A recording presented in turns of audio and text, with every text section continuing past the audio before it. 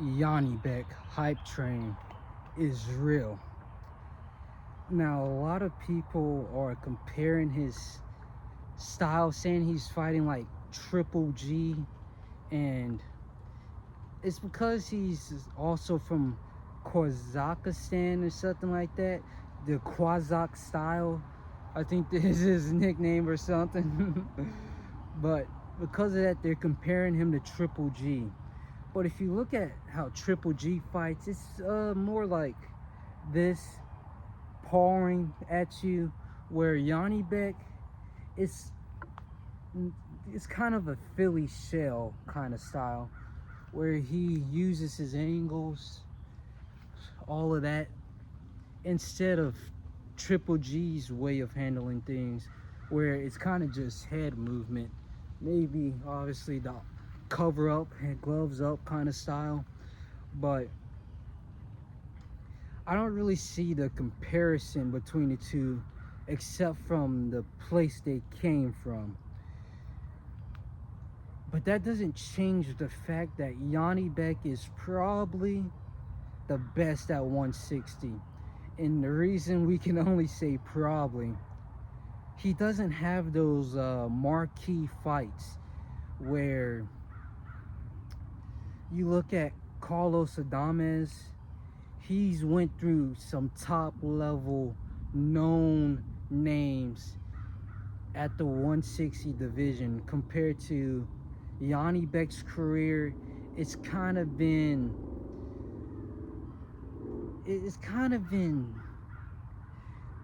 I guess in that way he's close to Triple G, where they haven't had the big fights, and he has to have that one fight that breaks him through. Like with Triple G, he has that one fight, I think maybe it was Kell Brook, that tipped the dominoes in his favor to have all the other big fights after big fights, but still mainly in Europe, not really hitting the American audience. With Yanni Beck, he's not hitting that mainstream audience, and because of that, he's getting, they're good fights, they're entertaining fights, they're ranked fighters, but it's no Carlo Adames versus Hamza Shiraz.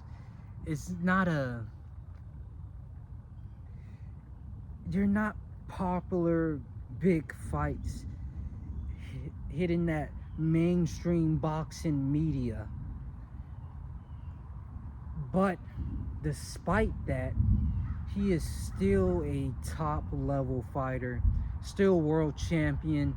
It's just people are expecting the world title unifying fights that we're not getting from Yanni Beck. And it's probably not his fault, because he knocks out his opponents. He finished his last two opponents pretty devastatingly. But then again, it's like they're not that top tier opponents that we want to see Yanni Beck in the ring with.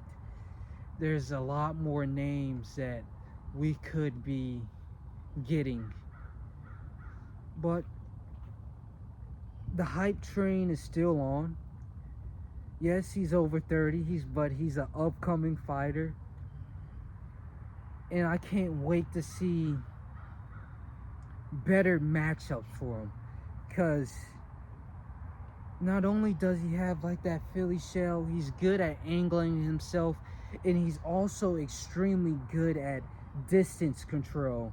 Kind of where when you watch Bivol, he's backing up, jabbing, going forward, jabbing, but always keeping enough space within his opponent so he could get the right power in his punches. That's one thing he does extremely well. It's just the level of opponents.